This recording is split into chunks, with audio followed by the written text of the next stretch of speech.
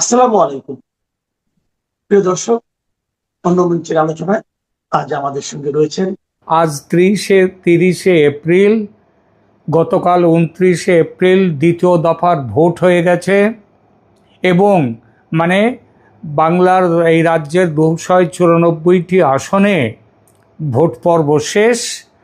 ভোটের রেজাল্ট আটকে আছে ইভিএম মেশিনে, কিন্তু ইভিএম মেশিনে আটকে থাকলেও বাজারে যে জোর হাওয়া, সেই হাওয়া বলছে, অনেকেই বলতে পারেন এটা জোর হাওয়া নয়, কারণ একেবারে জোর হাওয়া ঝড় বলতে যাকে বোঝায়, যেটা 2011-তে উঠেছিল, ততটা নয়। ততটা কিনা সেটা অন্য প্রশ্ন, কিন্তু একটা হাওয়া বড় জোর, খুব জোর উঠেছে। সেটা হলো যে এবার এই রাজ্যে যে মমতা বন্দ্যোপাধ্যায়ের 15 বছরের শাসন, সেই শাসনের পরিবর্তন হচ্ছে।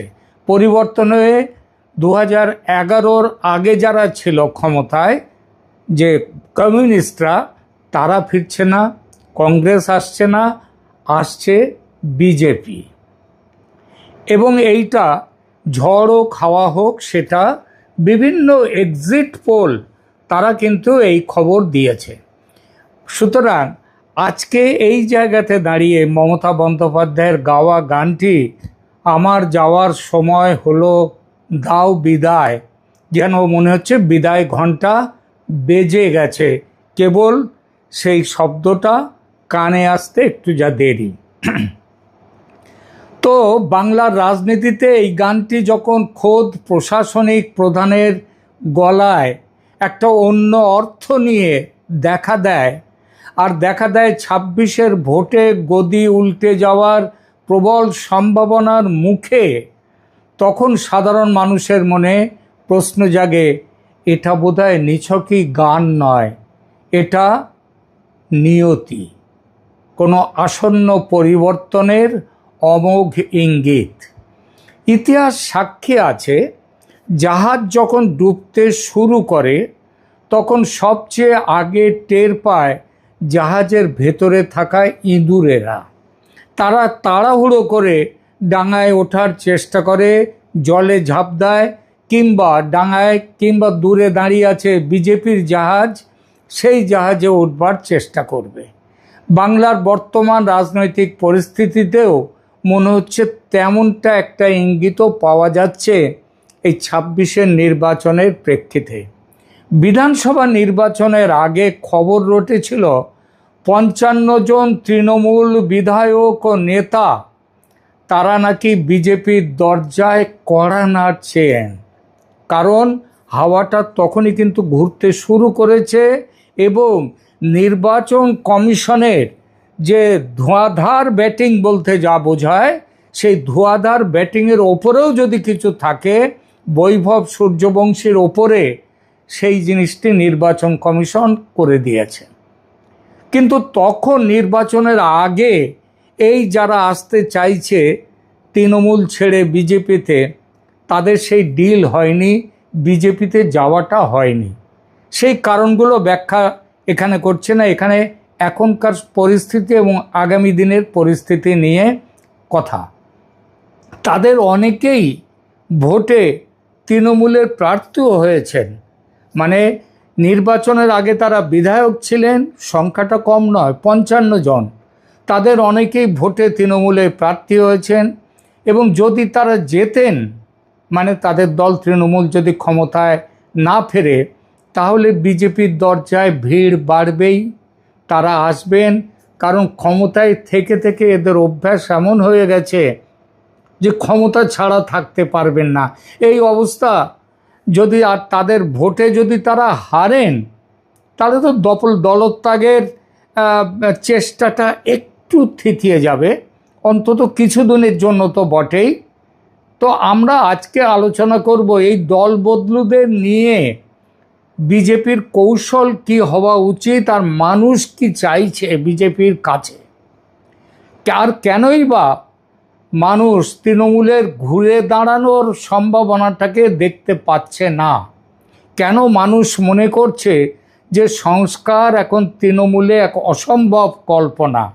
সুতরাং তৃণমূলের মুখ চেয়ে আর লাভ নেই। এবং মনে রাখবেন, পশ্চিমবঙ্গে তৃণমূলের ফেরার সম্ভাবনা কিন্তু, আমি অনেকেই বলবেন ক্ষীণ, আমি ক্ষীণ নয়, আরও বড় করে বলি, তৃণমূল শেষ হয়ে যাচ্ছে। কারণ যে দলের কোনো আদর্শ নেই, যে দলের আদর্শই ডাকাত দলের মতো লুটেপুটে খাও, বেঁচে থাকো, দলে থাকো, সেই দলের ভবিষ্যৎ ঝাপসা হলে নেতারা তো দল ছাড়বেনই। কিন্তু ডাকাত দলের নেতার মতো তারা যদি দল ছাড়েন, তাদের একটাই কারণ, পরাজিতের সঙ্গে কেউ থাকতে চায় না। দল না থাকলে তারা থেকে কি করবে? এককালের সিপিএম আর আজকের সিপিএমকে দেখলেও এটা বোঝা যায়। তবু তো সিপিএমের একটা আদর্শ অন্তত খাতায় কলমে ছিল। তারপরও দল যখন হেরে গেল ভোটে, তারপর থেকে দলটা আজ কোথায় এসে দাঁড়িয়েছে ভাবুন তো একবার, তাই না? প্রথমে বলি, ওই 55 জন বনাম বিজেপির ওয়াশিং মেশিনের অভিযোগ, সেই প্রসঙ্গটি।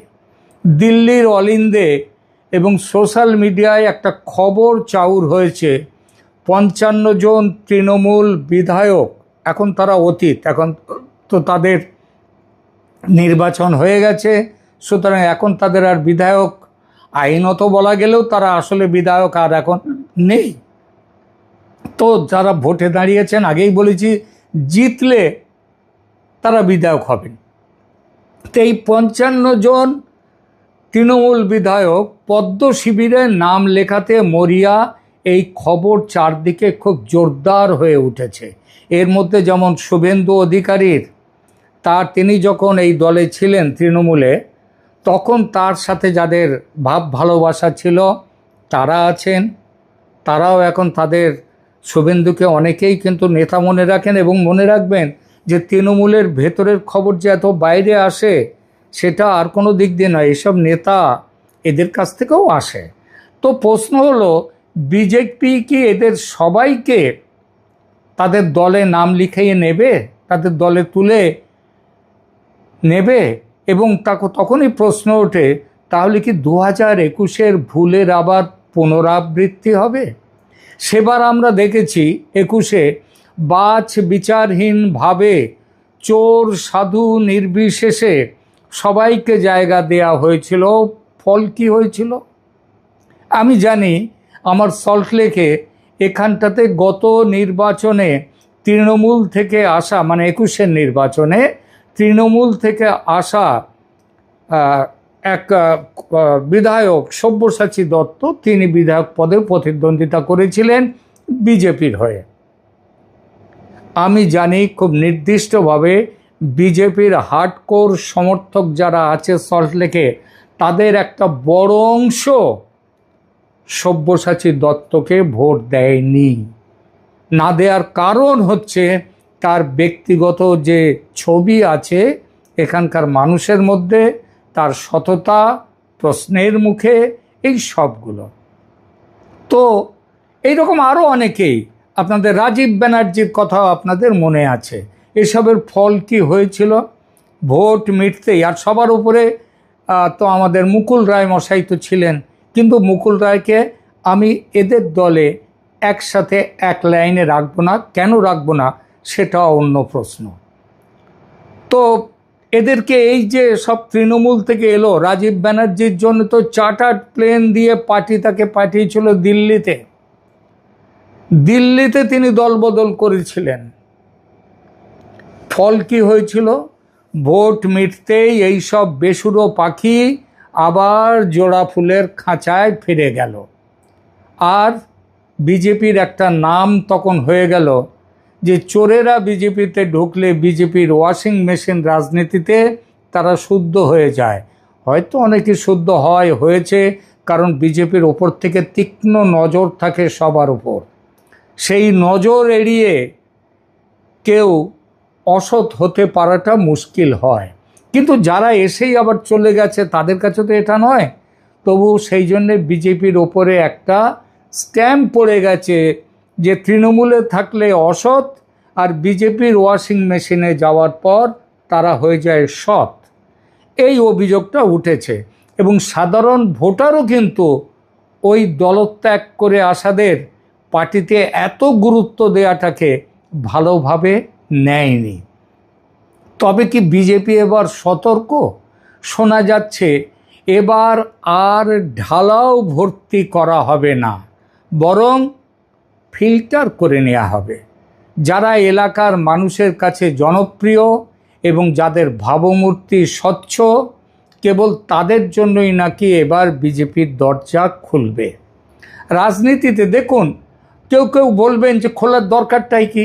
বিজেপি তো তার নিজেদের ক্ষমতায় যদি মন্ত্রিসভা গঠন করে, তাহলে এদেরকে নেওয়ার দরকারটাই কি? আমার কিন্তু মনে হয় দরকার আছে, কারণ এর পেছনেও রাজনীতিতে চাণক্য নীতির কথাটাও আছে। আজকে যারা এই রাজ্য নয়, বিজেপির কেন্দ্রে রয়েছে যেসব নেতা, তাদের অনেকেই অন্তত বেশ কিছু তো বটেই, তারা কিন্তু দলত্যাগী, অন্য দল থেকে আসা। আর রাজনীতিতে শত্রুকে দুর্বল করার সেরা অস্ত্র হলো তার সেরা যোদ্ধাদের নিজেদের দলে টেনে নেয়া। এটা যুদ্ধের প্রাচীন নিয়ম। এই যে বাংলাদেশি অনুপ্রবেশের বিরুদ্ধে বিজেপির আগামী দিনের রাজনীতি যেটা হতে যাচ্ছে, ধরে নিতে পারেন সেই রাজনীতির বিরুদ্ধে যথেষ্ট প্রতিবাদ এখানে তৈরি হবে, জন আন্দোলন, গণবিক্ষোভ এটা তৈরি হবে। তৃণমূল করবে, সিপিএম করবে, কংগ্রেস করবে। যাদের মুসলিম ভোটের দিকে নজর, তারা অনুপ্রবেশ দেখবে না, সেই ভোট পাওয়ার জন্য তারা তাদের পাশে থাকবে। সুতরাং যদি তৃণমূল কংগ্রেসের বেশ কিছু নেতাকে, যাদের অন্তত গণভিত্তি আছে, তাদেরকে বিজেপিতে টেনে নিলে সেই দিনগুলোতে কিন্তু লড়াইটা, মানে বিজেপির বিরুদ্ধে বিক্ষোভটা সেভাবে তৈরি হতে পারবে না, সেটা দুর্বল হয়ে যাবে। সুতরাং এই যে তৃণমূল কংগ্রেসের কিছু মানুষ, যাদের ক্ষমতা আছে, জনভিত্তি আছে, যাদের স্বচ্ছতা আছে, তাদের নিজেদের দলে টেনে নেওয়াটা যুদ্ধের প্রাচীন নিয়ম। কিন্তু এখানে আরেকটা প্রশ্ন ওঠে, সেই যোদ্ধা যদি ট্রোজান হর্স হয়, অর্থাৎ ভেতর থেকে আপনার দলটাই যদি ভেঙে দেয়, যেমনটি হয়েছিল 2021-এ, বিজেপিকে এই উত্তরটা খুঁজতে হবে। এরপরে দু কথা বলি। কেউ কেউ বলতেই পারেন এবার ধাক্কা খাওয়ার পর তৃণমূল কংগ্রেস তাদের মধ্যে একটা শুদ্ধি অভিযান করবে। আবার কেউ কেউ সেই বিষয়টা নিয়ে পরে আসছি। এখানে যে তৃণমূল থেকে দলত্যাগীদের আসার প্রসঙ্গ নিয়ে কেউ কেউ প্রশ্ন করতেই পারেন যে তৃণমূলে কি আজ কোনো সাধু আর অবশিষ্ট আছে? তৃণমূল এমন একটা দল যে দলে কোনো সাধু থাকতে পারে না, এটা তো বলাই হয় ওটা চোরের দল। সুতরাং কেউ যদি বলেন তৃণমূলে আবার সৎ নেতা কথা কোথায়, তাহলে খুব একটা ভুল যে বলবেন তা নয়, কিন্তু ভুল আছে। কারণ ঢালাওভাবে সবাইকে এক সারিতে দাঁড় করানো বোধহয় কোনো ক্ষেত্রেই ঠিক নয়, কোনো দলেই। এমনকি বিজেপিতেও যেমন সবাই চোর হয় না, তেমন সবাই সাধুও হয় না। একটা কথা আছে যে কে কতটা চোর বা সাধু সেটা বোঝা যায় যখন ক্ষমতায় বসে। সেটা কমিউনিস্টদের দেখেও মানুষ বুঝেছিল। কারণ একটা কথা আছে, প্রত্যেকটা মানুষের একটা বিক্রয় মূল্য আছে। কেউ 5 টাকায় বিক্রি হয়, কেউ 500, কেউ 5000, 5 লাখ, 5 কোটি, এক একজনের বিক্রয় মূল্য আলাদা। কিন্তু সাথে সাথে এটাও বলতে হয় তার ঊর্ধ্বে কি কেউ নেই? নিশ্চয়ই আছে। আদর্শহীন এই পৃথিবীতে আদর্শ নিয়ে বেঁচে থাকার মানুষও আছে, তবে তারা খুব কম। তৃণমূলেও তাই এই ধরনের মানুষ যে একেবারে নেই বা কোনো দিন ছিল না তা কিন্তু নয়। আমরা বর্তমানে সুব্রত বক্সির মতো নেতাদের দেখছি, যারা নিঃশব্দে সংগঠন সামলান এবং যার বিরুদ্ধে, সুব্রত বক্সির বিরুদ্ধে আজ অবধি কোনো রকম কেলেঙ্কারি, ঘুষ কেলেঙ্কারির দায় তার মাথায় কেউ চাপাননি। অত্যন্ত সংযত বাক, স্বল্প বাক এই মানুষটির সংগঠন অন্তঃপ্রাণ। আমরা পঙ্কজ ব্যানার্জির মতো মার্জিত বিরোধী দলনেতাকেও দেখেছি। আজও কি এমন কেউ নেই? আপনারা পঙ্কজ ব্যানার্জি সম্পর্কে কে কতটা জানেন আমি জানি না, কিন্তু আমি নিজে পঙ্কজ ব্যানার্জির তার অসাধারণ, তার যে রাজনীতিগত জ্ঞান, সংসদীয় জ্ঞান দুর্দান্ত ছিল। তিনি মমতা বন্দ্যোপাধ্যায়ের সাথে একসাথে চলতে পারেননি বলে তিনি চলে গিয়েছিলেন, দল ছেড়ে আর রাজনীতিতে থাকেননি, তিনি চলে গিয়েছিলেন। তিনি আশ্রমের মতো তিনি একটি সংগঠন তৈরি করে সেখানেই তিনি তার দিন কাটিয়েছেন। সুতরাং তৃণমূলে কেউ নেই এমন কথা বলা যায় না, হয়তো আছেন, কিন্তু তারা এখন কোণঠাসা, তাই তাদের দেখা যায় না। যারা সৎ, যারা নীতি নিয়ে চলতে চান, বর্তমান তৃণমূলের কাঠামোয় তাদের জায়গা ক্রমশ কমছে। বিজেপি যদি এই অপেক্ষাকৃত সৎ এবং গণভিত্তি থাকা নেতাদের বাঁচতে পারে, তবেই তাদের লাভ, সেটাই চাণক্য নীতি। শুধু বিধায়ক সংখ্যা বাড়িয়ে লাভ নেই, মানুষের বিশ্বাসযোগ্যতা অর্জন করাটাই আসল চ্যালেঞ্জ। এইবার প্রশ্ন যে তৃণমূল কি ঘুরে দাঁড়াবার চেষ্টা করতে পারে না কিংবা পারবে না? সংস্কারের শেষ স্টেশনে ছেড়ে তারা কি পেরিয়ে গেছে, আর সংস্কারে ফেরা যাবে না? তাহলে দু কথা বলি, কেন তৃণমূলে পরিবর্তন অসম্ভব। অনেকেই আশা করেন হয়তো সুব্রত বক্সির মতো পুরনো নেতারা দলটাকে একটু শুধরে নিতে পারবেন, কিন্তু বাস্তবতা বড়ই নিষ্ঠুর। কেন তৃণমূলের সংস্কার সম্ভব নয়?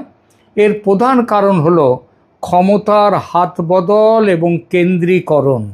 দলের রাশ এখন মমতা বন্দ্যোপাধ্যায়ের হাত থেকে চলে যাচ্ছে যুবরাজ অভিষেক বন্দ্যোপাধ্যায়ের হাতে। যে বঙ্গ সন্তানরা এই গণতান্ত্রিক দেশে বাস করে অভিষেক বন্দ্যোপাধ্যায়ের নামে বড় বড় যুবরাজ পোস্টার দিয়ে প্রচার করে, তাদের দেখলে লজ্জা হয়। তাদের কথা শুনলে গণতন্ত্রেও যুবরাজ, ছি! কিন্তু মমতা বন্দ্যোপাধ্যায় যদি একবার তিনি নির্দেশ দিতেন, তিনি তো খুব বড় বড় গণতন্ত্রের কথা বলতেন, ক্ষমতায় বসে নয়, তিনি ক্ষমতা যখন বসেন তখন সব আঁকড়ে রেখে দেন, কিন্তু মাঝে মাঝে তিনি পাবলিক খাওয়ানোর জন্যে নানা রকম কথা বলেন। তা তিনি যদি বলতেন, একবার নির্দেশ দিতেন অভিষেকের নামের আগে যুবরাজ কথাটা ব্যবহার করো না, তাহলে পশ্চিমবাংলায় কারোর সাহস হতো না যুবরাজ বলে পোস্টার দিতে। সুতরাং এই দলটা হয়ে গেছে এখন পারিবারিক দল, রাজতান্ত্রিক দল। রানী মমতা, তারপরে তার ছেলে হন আর ভ্রাতুষ্পুত্র যাই হন না কেন, তিনি অভিষেক বন্দ্যোপাধ্যায়, তিনি দলের নেতা। এটা এখন আর কেবল রাজনৈতিক দল তাই নেই, এটা একটা ব্যক্তিগত পারিবারিক সংস্থার মতো চলছে এবং কর্পোরেট সংস্থাকে ভাড়া করে চলছে, যেখানে আবেগের চেয়ে ডেটা আর পেশাদারি পরামর্শদাতাদের গুরুত্ব বেশি। পুরনো স্কুল বা ওল্ড গার্ড নেতাদের ভাবনার কোনো প্রতিফলন আজ সেখানে নেই। আর মমতা বন্দ্যোপাধ্যায় নিজে যেখানে ক্ষমতার কেন্দ্রে থাকতে ভালোবাসেন, যে কোনো পদ্ধতিতে তা সে যেভাবেই হোক, যতটা শয়তানি করে হোক না কেন, যিনি ক্ষমতা আঁকড়ে রাখতে ভালোবাসেন, সেখানে সংস্কার মানেই হলো নিজের কর্তৃত্বকে চ্যালেঞ্জ হতে দেয়া। যে দলে তিনিই সব, সেখানে সংস্কারের কোনো জানলা খোলা থাকে না। ফলে সুব্রত বক্সিরা তারা আজ দলের অলংকার মাত্র, সিদ্ধান্ত নেয়ার ক্ষমতা তাদের হাতে নেই। 2026-এর নীল নকশা তাহলে কি হতে চলেছে? 2026-এর বিধানসভা নির্বাচন হয়ে গেছে, ফলাফল ইভিএমে বন্দি, জানা যাবে 4 মে। তবে ওই যে বললাম, হাওয়ায় স্পষ্ট সংকেত বিজেপি আসছে। সে হাওয়া কারোর কাছে একটু হাওয়া বলে মনে হচ্ছে, কারোর কাছে প্রবল হাওয়া বা ঝড় বলেও মনে হচ্ছে। সুতরাং বিজেপি আসছে, এটা ধরে নেওয়া বোধহয় যায়, এবং সে আশাটা হবে স্পষ্ট বহুমত নিয়ে। ওই কারোর কাছ থেকে ধার করে সমর্থন নিয়ে সরকার চালাতে হবে না। আর তাই আজ শাসক তৃণমূলের অন্দরে অস্থিরতা, অন্যদিকে বিজেপির সামনে, বিজেপির দরজায় কড়া নাড়া শুরু হয়ে গেছে। আর এই কড়া নাড়ার এই মধ্যেই বিজেপির সামনে এসছে পুরনো ভুল শুধরে নেয়ার সুযোগ। 2021-এ যে ভুল করেছিল সেই ভুলটা শুধরে নেওয়ার সুযোগ। কারণ বিজেপির কাছে মানুষ আসবেই, ঝড় আসবে। তৃণমূল কংগ্রেসে এসেছিল সিপিএম থেকে আমাদের সমস্ত এলাকায় যত এই সমস্ত আজকে তৃণমূলের যাদেরকে বড় বড় মানে কি বলবো, ডাকসাইটে নেতা, বাহুবলী নেতা বলে যাদের পরিচয়, ওই শাহজাহান থেকে শুরু করে বাবু মাস্টার ইত্যাদি যত দেখছেন, তাদের অতীত কিন্তু সিপিএমের ঘরেই তৈরি। তারা সিপিএম থেকে দলত্যাগ করেছে, তো এরা আসবে, বিজেপিতে আসার চেষ্টা করবে।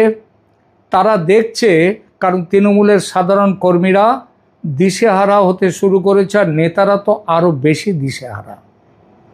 কর্মীরা দেখছে নেতারা পালাচ্ছে, সুতরাং তারাও বিজেপিতে আসবে। কর্মীদের নিয়ে অতটা চিন্তা নেই, কিন্তু নেতাদের নিয়ে চিন্তা, তৃণমূলের নেতাদের নিয়ে। বিজেপি কর্মীরা ভাবছে, আবার কি ওপর থেকে কোনো উড়ে এসে জুড়ে বসা নেতা আমাদের নেতা হয়ে যাবে? দলের সামনে থাকবে, সারিতে থাকবে তারা লিড করবে। অথচ 2 দিন আগে তাদের বিরুদ্ধে স্লোগান দিয়েছে বিজেপি কর্মীরা। সুতরাং বিজেপির যারা নেতৃত্বে আছেন তাদের উচিত নিচু তলার কর্মীদের মানসিকতাকে, চিন্তাধারাকে গুরুত্ব দেয়া।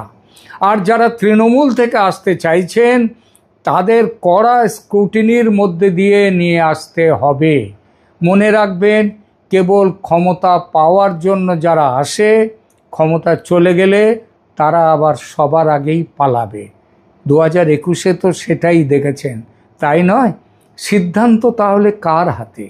শেষে সেই যে গানটি দিয়ে শুরু করেছিলাম, সেই গানের কথায় ফিরে আসি। মমতার গানটি নিশ্চিতভাবেই সুরে বাঁধা নয়, রীতিমতো বেসুরে, এবং এটা নিয়ে অনেক রকম ফানি ভিডিও, মজার ভিডিও তৈরি হয়েছে। কিন্তু এই গানটিতে রাজনীতির সুরটা কিন্তু বুঝে নেওয়া দরকার। পশ্চিমবঙ্গ এক সন্ধিক্ষণে দাঁড়িয়ে গেছে। একদল পালাচ্ছে বাঁচার তাগিদে, বিজেপিতে আসার চেষ্টা করছে ক্ষমতার লোভে, এমনকি নিজে এবং নিজের ভাইপোকে বাঁচাতে, নিজের কাছের লোকদের বাঁচাতে। যদি ক্ষমতা চলে যাওয়ার পরেও মমতা বিভিন্ন ইস্যুতে কেন্দ্রীয় সরকারের পাশে দাঁড়ায়, অবাক হবেন না, এটা বলে দিলাম। সুতরাং এর মাঝে আছে সাধারণ বিজেপি কর্মীরা, শুধু নয়, বিজেপিকে ভোট দিয়েছে যারা, সেই সাধারণ মানুষ কি চাইছে সেটাও ভাবতে হবে বিজেপির নেতাদের। মানুষ চায় স্বচ্ছতা, মানুষ চায় এমন এক নেতৃত্ব যারা দল বদলালেও নিজেদের মেরুদণ্ড বদলায় না। তৃণমূলের সংস্কারের আশা হয়তো বাতুলতা, কিন্তু বিজেপির সতর্ক হওয়ার সুযোগ এখনো আছে। নইলে 21-এর ভুল আবার আরও বহুগুণ বড় হয়ে ফিরে আসবে। তখন সেই অতল জলের ছবির আহ্বান, অতল জলের আহ্বান নামে যে একটি ছবি, সিনেমা ছিল, আপনারা একটু পুরনো দিনের মানুষদের হয়তো মনে আছে, সেই ছবির একটি বিখ্যাত গান ছিল, ভুল সবই ভুল, এই জীবনের পাতায় পাতায় যা লেখা সে ভুল। সেই গান গাইলে প্রেমিক প্রেমিকা তারা তাদের এই গান গেয়ে মনের দুঃখ আবেগ করে আবার মিলনের জায়গায় পৌঁছতে চেষ্টা করতে পারেন, কিন্তু এই গান গেয়ে গাইলে রাজনীতিতে ফিরে আসা যায় না। মানুষের ভালোবাসা ও বিশ্বাস হারিয়ে ফেললে ফিরে পাওয়া খুব কষ্টকর, যেটা আজকে সিপিএম হাড়ে হাড়ে ভুগছে। মানুষ বলবে সবার চেহারা এক, তা সে তৃণমূল হোক, এরা সেদিন বলবে যে তারা যদি এই নেতারা আসে, বলবে দেখেছেন ওরাই এসে আজকে এখানে নেতা হলো, সব দল এক। সুতরাং সাবধান বিজেপি। দর্শক, আপনারা কি মনে করেন, ডুবন্ত জাহাজ থেকে যে ইঁদুরের পাল বাঁচার তাগিদে বিজেপির জাহাজে উঠবে বলে ঝাঁপ দিতে তৈরি, তাদের কি নেওয়া উচিত দলে? কমেন্ট করে আপনাদের মতামত জানান। আজকের এই প্রতিবেদন ভালো লাগলে চ্যানেলকে সাবস্ক্রাইব করুন।